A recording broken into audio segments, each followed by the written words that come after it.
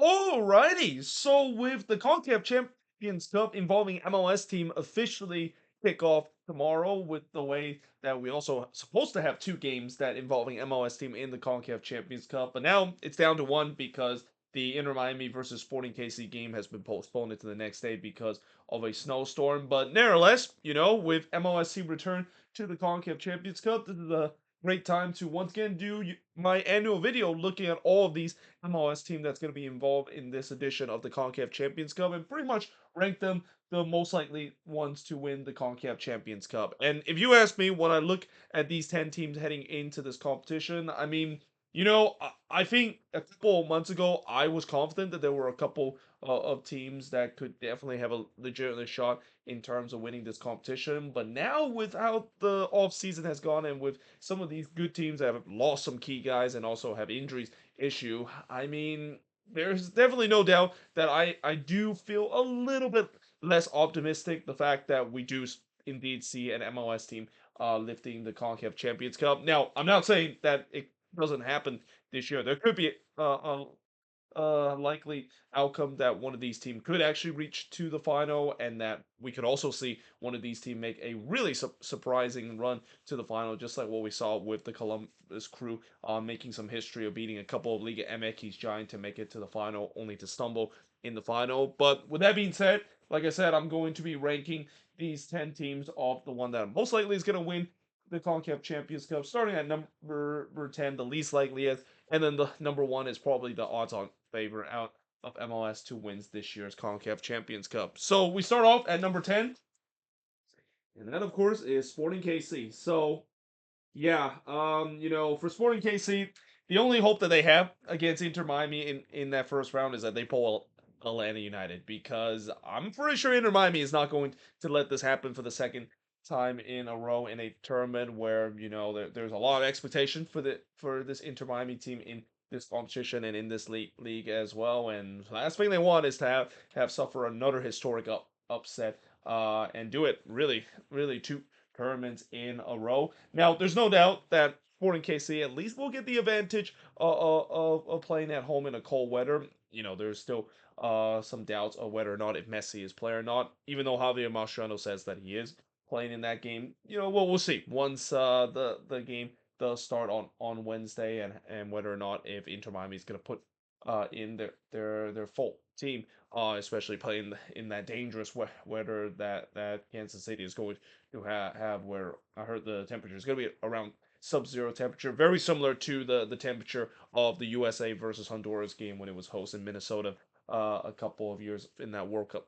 qualifier. But yeah, I do think that even if Sporting KC do well, I expect Inter Miami should win that one easily. And the other thing that I am concerned about Sporting KC is that, yeah, this preseason has been an absolute disaster for this Sporting KC side. And I know you shouldn't read too much when it comes to the preseason, but the fact that they have pretty much won none of their 6 games, and some of these games they got absolutely thrashed too. I mean, they lost 6-0 to Minnesota United in one of the Coachella Valley Invitational, and I get that was mostly a second team against a strong Minnesota side, but to lose 6-0 like that, yeah, that's not a great feeling. And they also lose to a couple of lower division team. Hell, this team even lost to a college team in the first game of the preseason as well. So yeah, I mean, there's that concern as well. And again, I know preseason maybe doesn't seems like it matters, but there's a lot of concern about this team in terms of in the past they have got off to a slow start before. And when you face against the one of the favorites to win this competition, Inter Miami, you definitely do not want to have a slow start. And I just don't see how they can overcome that unless if they do something similar to what Atlanta United did, which is kind of just out of the blue. Somehow they pulled one of the biggest upset in CONCACAF Champions Cup history. And then at number 9, I'm gonna say the Colorado Rapids. So again, Colorado, they unfortunately also have to face a really good team. I give Colorado a little bit more hope compared to Sporting KC because while I don't think Sporting KC had too much chance against Inter Miami, Colorado does have a very underrated team, and they've shown last year in the tournament, especially in the Leagues Cup, they surprised a lot of people. But I don't think this is going to be the case when they play against the likes of LAFC. Yes, LAFC has had some big turnover, especially the midfield, but this is still a really good LAFC side, especially from what I saw in their preseason game against Copa America. They look really good, and that yeah, again, this is also a Rapids team that hasn't also done relatively well in the CONCACAF Champions Cup as well. It's usually a one and done for them in this competition, and it feels like that might be the same case again. Though I will give them a little bit more chance because especially the game in Colorado, just like Sporting KC, they're gonna get the advantage of not only playing altitude, but it is still relatively cold in the Denver area around that time. But ultimately, I think LAFC should win the second leg comfortably, and therefore probably will be moving on into the next round as well. Then we go to number 8. So I'm gonna say the Vancouver Whitecaps.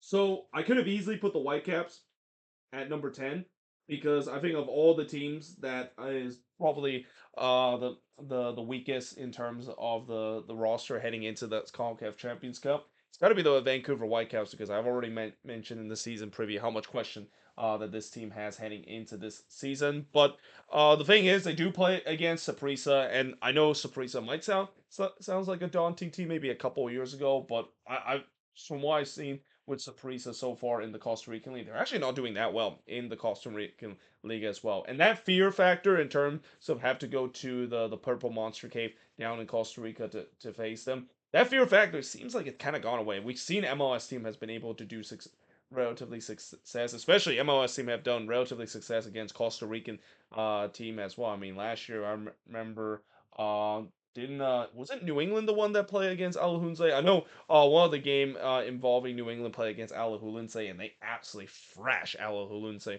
on the road as well. So despite the question that the Whitecaps have has, and also we'll see whether or not if Jasper Sorensen can get off to a good start for this team.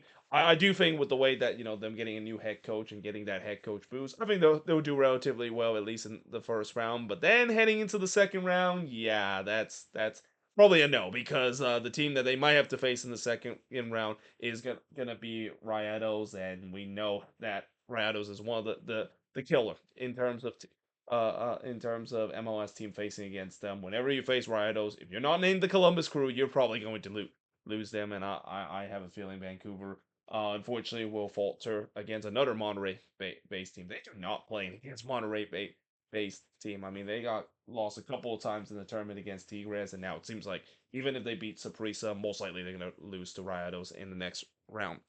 Then we go to number 7, and I'm gonna say Real Salt Lake. Oh, actually, let me rewrite that for RSL. So for Real Salt Lake, it's kind of the same thing I said about the Vancouver Whitecaps.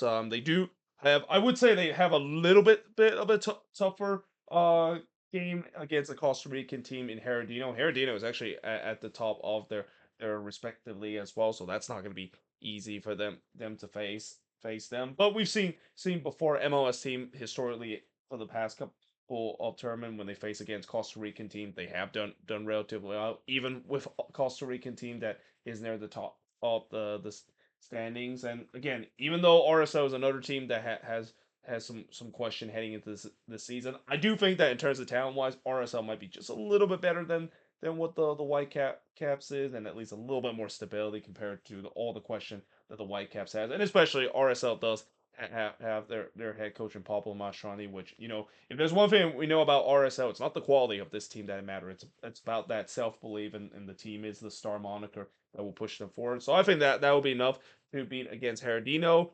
Against the Galaxy, though, in the next round, that would be a big question. I mean, it could happen with the way that the Galaxy is definitely a little weakened because of pretty much two of the free killer P's not available in the beginning part of the tournament, and in case one of the killer P's and the most important killer P's for this Galaxy team, Ricky Puig, he's not going to be available in this tournament at all as he recover from that torn ACL. But still, no doubt that I think RSL they could be a sleeper team. RSL has done well in this competition before. I remember their legendary run that they had. I think one year they went all the way to the final, only to loss. Was it against Monterey? That's the team that they lost in the final as well. So do not be surprised if Pablo Mastroeni team can surprise a lot of people in this tournament. So at number 6, speaking of the Galaxy, I put them right here. So again, you might be surprised. I'm putting the defending MLS Cup champion this low in the standings, but there is a huge reason why I am a little concerned about the Galaxy heading into this tournament. As I mentioned, two of the free killer P's are not available for him. Both Painso and Ricky Puig, they're not going to be available. And in the case of Painso, he probably won't be available at the very least until the beginning of May, so probably deeper into the competition as well. And then the other thing you gotta say is that they do lose some key players on their team. Losing Dejan Jovic, that's definitely a key piece that they lost on the attack. They are really heavily relying on Gabriel Peck and even Diego Fagundez to really carry the attack. And not to mention, I always have question when it comes to this defense as well. Even though in the playoffs last season they were relatively good, but yeah, with all the injuries that they had and some turnover that this team has had, I think their rankings. If this was last season, I would say that they definitely one of the team that probably belong in the top three category in terms of most likely to win the CONCACAF Champions Cup. But with the recent sale of good players like Mark Delgado and Gaston Brugman and Dejan Jovic, and then the injury of paint. So that is definitely some key pieces that this Galaxy team lost, and they really need their depth to step up. Not only in this tournament, but also in the beginning of the season as well. Then we go to number five. I'm gonna say FC Cincinnati. So yeah, for Cincinnati, we know them, and alongside with the Portland Timbers and even FC Dallas, the three teams that are in the epic center in terms of probably the most intriguing interleague trade we have ever seen in league history, with Lucho Acosta going to Dallas, Evander going to Cincinnati, and the Timbers getting a new number 10 in the Costa. But in the case of Cincinnati, they finally officially got the paperwork done with Evander. It's going to be interesting to see how he'll do in this tournament, and can he get the ground running. I mean, we know what Evander can do, and I really think that down the stretch, even though his number wasn't very good, I think that maybe plays to the part that there was definitely some reef that he has with the Portland Timbers, to a point where a guy that was performing so well in throughout the majority of the season, they shouldn't have a huge drop off like what Evander did, unless if there's something else behind the scene, and there were definitely something else behind the scenes that got to a point where he got traded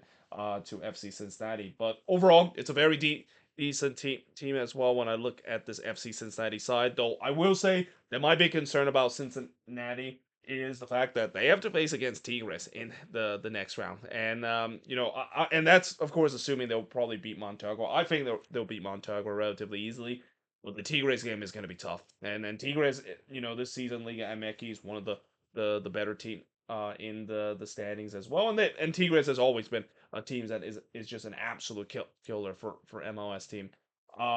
We'll see whether or not if Cincinnati can do well. And especially, I think the second leg of that game, if Cincinnati and Tigres play, that second leg is going to be at El Volcan. Yeah, Cincinnati got to take care of their business in the first leg. Because if they don't take care of the business in the first leg, and you have to get a resort in El Volcan, again, unless you're the Columbus Crew making some history, that is very unlikely that an MLS team can walk away with El Volcan to get at least a resort, or even get the resort to move on into the next round.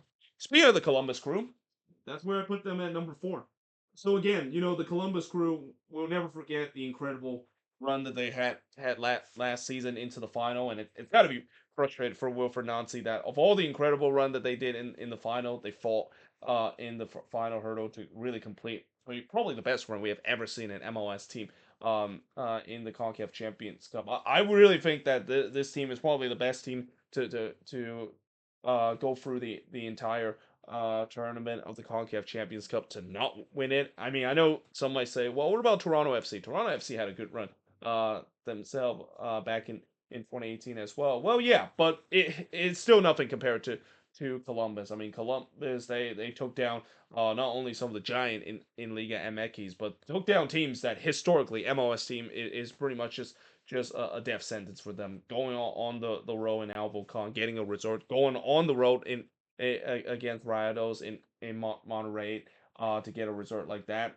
I mean, what an incredible run that was for the Columbus Crew. But with that being said, with me talk about the past, it's about the present of this team, and there's no doubt this team is definitely much weaker heading into this season with the sale of Cucho Hernandez and Christian Ramirez. Those are two key pieces that they lost on the attack.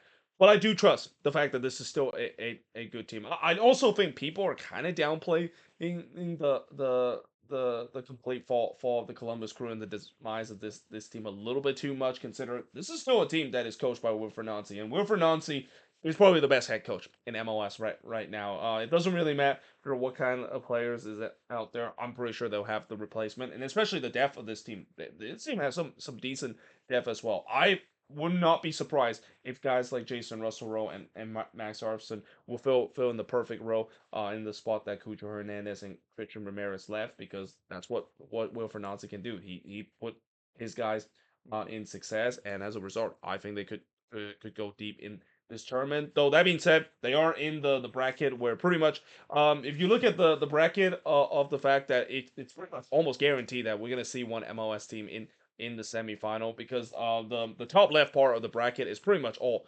MLS team. The only non-MLS team in that top left bracket is Cavalier, and no disrespect to Cavalier, or if there's any Cavalier fans watching this this video itself. I don't think they're gonna have too much shot against these MLS teams, and that's probably the bracket that we're gonna see all these MLS teams potentially facing off against each other, and might not even get a chance to face against the Liga MX team until when we get to the semifinal. And if LAFC does beat the Colorado Rapids, boy, oh boy, that's gonna be interesting. Seeing another rematch of LAFC and Columbus, like that matchup has started reminds me a little bit of Seattle versus Toronto when we had that trilogy of MLS Cup.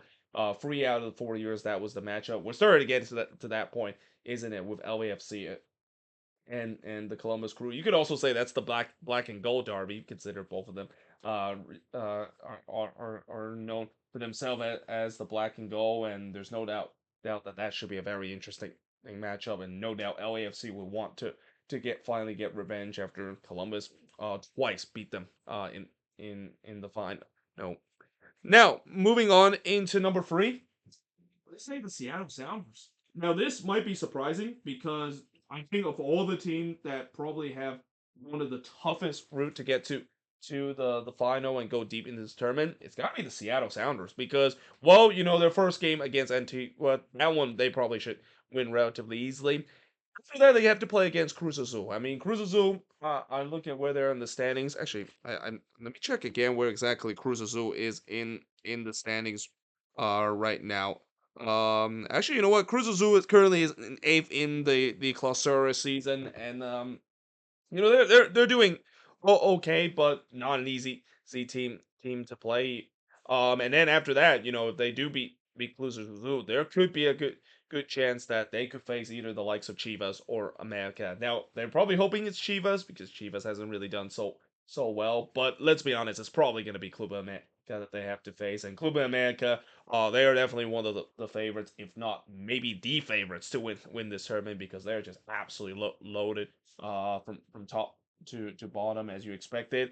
But the reason why I still put the Seattle Sounders one of the more likely team to win this tournament is because they're the only team to win this tournament. This is the team that is they know how to beat these Liga MX team. Like looking at their run to the final that we saw a couple years ago, they did beat a couple of Liga MX team to get to the final to face the of the likes of Pumas as well. And the other thing that I like about the Seattle Sounders team, as I said in the season preview, this is probably the most well balanced and well rounded team in the league. They have their roster is so deep, and that's even with the loss of Josh Atencio as well. This roster is still relatively deep as well. And then, not to mention, there's a lot of former Gold Cup guys for the U.S. men's national team that isn't in this tournament. And if you're going to head into this tournament where with those guys that have CONCACAF Gold Cup experience, they can use that experience and use a way to play in this tournament as well, because a lot of the teams that they're going to be facing are going to kind of have that similar feeling of playing in the CONCACAF Gold Cup as well. So there's no doubt that I think the Sounders could really surprise a lot of people, and that we also know that Brian Schmidt's the team. Usually they are a team that can go deep in tournament as well, especially this one. So I would not be surprised. They might be causing some surprise, and I also would not be surprised. They might be the Columbus Crew of last season. They might be a team where you might think that, well, that's a very tough road to get to the final. They might have to do it the hard way, and they only just did that by getting all the way to the final. Then we look at number two, and that, of course, is LAFC. So again, LAFC is one of the teams that is in that top left part of the bracket that have, you would say, maybe an easy route to the semifinal, because they do face it against those MLS teams. Though I would argue that, looking at that top left bracket, where it's very heavy MLS kind of team. As I mentioned, though, these next two teams are probably the team that could be facing off against each other in the quarterfinal. I mean, the first game against Colorado, that could be tricky as well, especially playing in altitude as well. It's not going to be very easy, but I expect they should be able to dispatch them. Against Columbus, they know they want revenge. I think that they know that they want to amend for the League Cup final loss and the MLS Cup loss that they had a couple of years ago. So I expect that should they're able to do so, even though, again, there is that narrative of that being a big game, and LAFC seems to never deliver in the big game as well. The game against Miami is going to be very interesting, and in fact, I might as well just put number one right now, because obviously it's Inter Miami that is the most likely team to win the CONCACAF Champions Cup. I mean, it's not just MLS that is looking to hope that that is the case. I'm pretty sure the organizer of CONCACAF would love to see Inter Miami go deep in this tournament for the ratings as well, and Messi being in this tournament. I mean, they must be crying the fact that this team didn't go as deep as they did last season as well, falling to Rayados. But there's no doubt that when you look at where the draw the Inter Miami has, I mean, you know that that the organizer really want Inter Miami to go deep, when they probably have the easiest matchup when it comes to their first two games in the CONCACAF Champions Cup. Like, after they both Sporting KC, they play against Cavalier. I mean, again, this is no disrespect to Cavalier, but that team should easily dismantle Cavalier relatively easy. And then, heading into the quarterfinal, that could be tricky when they have that showdown against LAFC as well. But when it comes to talent, as well, I do think that probably Inter Miami has the big advantage. And next thing you know, they could get themselves into the semifinal, where they could have a revenge against Rayados as well. I mean, looking at that bracket, the teams that I could think that most likely could get themselves into that stage, it could either be Rayados or with Pumas as well. I pick Rayados mostly because they have shown that in this tournament they are an absolute wagon in this tournament, no matter where they are in the standings, and that should be a very interesting rematch after Rayados actually thrash Inter Miami in the semifinal. But there's no doubt that after that, if they do beat Rayados, it'll be interesting to see who made it to the other side of the bracket. Maybe we'll have another all MLS matchup, which is something that we have never had before in the CONCACAF Champions Cup final. I mean, if we do see an all MLS Cup kind of matchup, I mean, Liga MX is pretty much in shambles. They definitely are praying that is not the case as well, because if that is the case, that could be a huge problem in terms of the confidence of Liga MX and MLS, in terms of this rivalry between these two leagues when it comes to measuring based on this tournament. So yeah, again, I do think Inter Miami probably is going to be the team that most likely will win it, and especially they're being one of the favorites. I think between them and Club America, those are pretty much the two odds-on favorites right now to win the CONCACAF Champions Cup. Would not be surprised if we see Inter Miami go really deep in this tournament, and also kind of make amends for what happened in the playoffs last season. I mean, I'm pretty sure that is still fresh in their mind of on the wrong end of probably the greatest upset we have ever seen in MLS playoff history, and the only way to correct that is to go deep in this tournament and even win the whole thing as well. But there you have it. That is pretty much it. Looking at the 10 MLS team that I think most likely is going to win the CONCACAF Champions Cup. As always, let me know in the comments below what do you think of this video, and let me know in the comments below, did I rank some teams a little bit too high or too low in terms of most likely the one to win this year edition of the CONCACAF Champions Cup. Until then, hope you guys enjoyed this video. If you do, make sure you guys leave a like, smash the subscribe button, and yeah, I of course will see you guys next time.